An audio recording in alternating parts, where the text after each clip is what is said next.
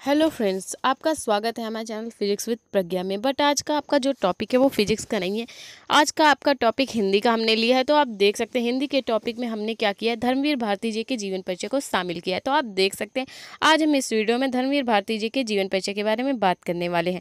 तो किसी का भी जीवन परिचय, उसके लिए 3 इंपॉर्टेंट पॉइंट्स होते हैं। पहला होता है आपका स्मरणीय बिंदु, दूसरा होता है जीवन परिचय और तीसरा होता है उनके साहित्यिक परिचय या कृतियाँ। ठीक है, तो हम बात करने वाले सबसे पहले इनके स्मरणीय बिंदुओं के बारे में। तो इनका देख सकते हैं आप, जो जन्म हुआ 25 दिसंबर 1926 ईस्वी को इनका जन्म हुआ।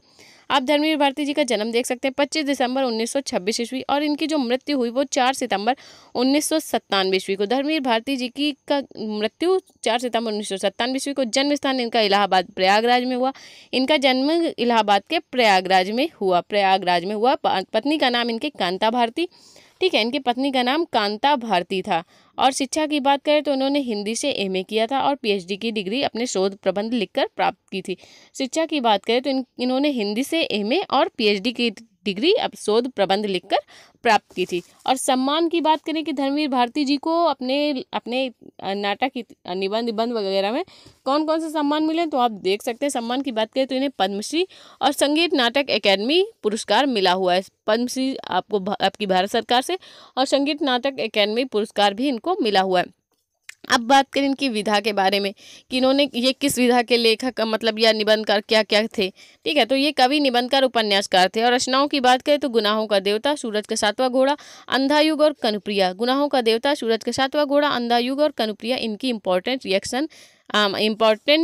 रचनाएं रही हैं। ठीक है, एक एक नंबर में पूछी जाती हैं। ठीक, तो अब बात करते हैं, ये हुई इनके स्मरणीय बिंदु। अब बात करते हैं इनके जीवन परिचय के बारे में। तो धर्मवीर भारती जी का जन्म 25 दिसंबर 1926 ईस्वी को इलाहाबाद के एक कायस्थ परिवार में हुआ था। धर्मवीर भारती जी का जन्म 25 दिसंबर 1926 ईस्वी को इलाहाबाद या प्रयागराज के कायस्थ परिवार में हुआ था।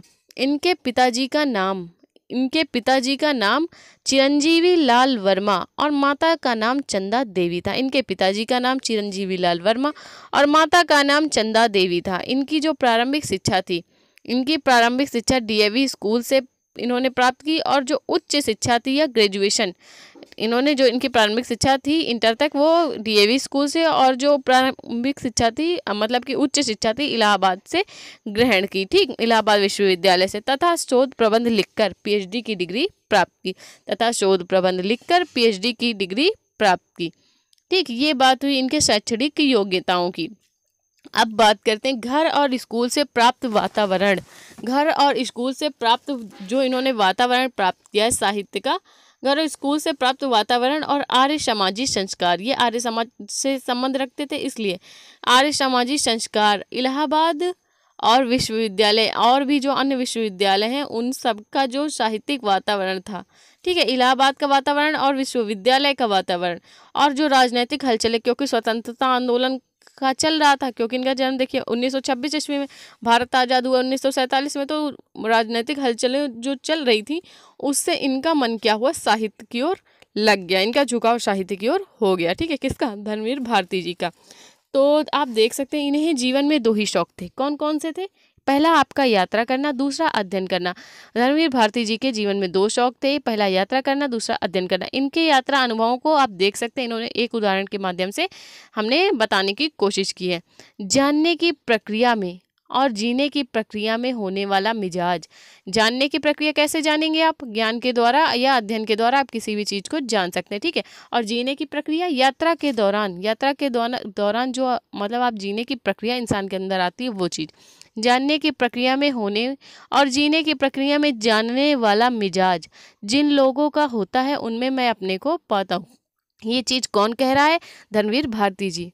ठीक है, कि जानने की प्रक्रिया में और जीने की प्रक्रिया में होने वाला मिजाज जिन लोगों का होता है उनमें मैं अपने आप को पाता हूँ। ये लिया गया है आपके ठेले पर हिमालय से, इनके यात्रा और अध्ययन अनुभवों के उपलक्ष्य पे। ठीक, अब बात करें इनकी पत्रिका के बारे में। इनकी जो पत्रिका है वो धर्मयुग है। इनकी पत्रिका का नाम धर्मयुग है। धर्मवीर भारती जी की पत्रिका धर्मयुग, इसका संपादन इन्होंने कुशलतापूर्वक किया है। ठीक है, तथा सन 1972 ईस्वी में भारत सरकार ने इन्हें पद्मश्री से अलंकृत किया है। तथा 1972 ईस्वी में भारत सरकार ने इन्हें पद्मश्री से अलंकृत किया है। ठीक, ये बात हुई इनके सम्मान के बारे में। अब आगे देखते हैं हिंदी साहित्य का या अनूठा लेखक। हिंदी साहित्य का या अनूठा लेखक और अपनी बहुत सारी रचनाओं और ग्रंथों को इन्होंने समर्पित किया है। तो उन सबका ये अनूठा लेखक साहित्यकार 4 सितंबर 1997 ईस्वी को इस संसार से विदा ले चुका। ठीक है, हिंदी साहित्य का यह अनूठा लेखक 4 सितंबर 1997 ईस्वी को इस संसार से विदा हो गया, निधन हो गया इनका। अब बात करें इनके साहित्यिक परिचय के बारे में, तो आप देख सकते हैं धर्मवीर भारती जी एक प्रगतिशाली कवि, कथाकार एवं नाटककार थे। धर्मवीर भारती जी एक प्रतिभाशाली कवि, कथाकार एवं नाटककार थे। अपने द्वारा रचित कहानियों और उपन्यासों में इन्होंने सामाजिक और मनोवैज्ञानिक समस्याओं को जीवंत रूप में प्रस्तुत किया। इन्होंने जो भी उपन्यास लिखे या कहानी लिखे, उनमें जो सामाजिक और मनोवैज्ञानिक समस्याओं थी उनको जीवंत रूप में प्रस्तुत किया। अब बात करें इनकी कृतियों के बारे में, तो उनका कृतियां देखिए। गुनाहों का देवता, सूरज का सातवां घोड़ा, अनुप्रिया, ठेले पर हिमालय, अंधा युग। गुनाहों का देवता, सूरज का सातवां घोड़ा, अनुप्रिया, ठेले पर हिमालय और अंधा युग इनकी प्रमुख कृतियां हैं।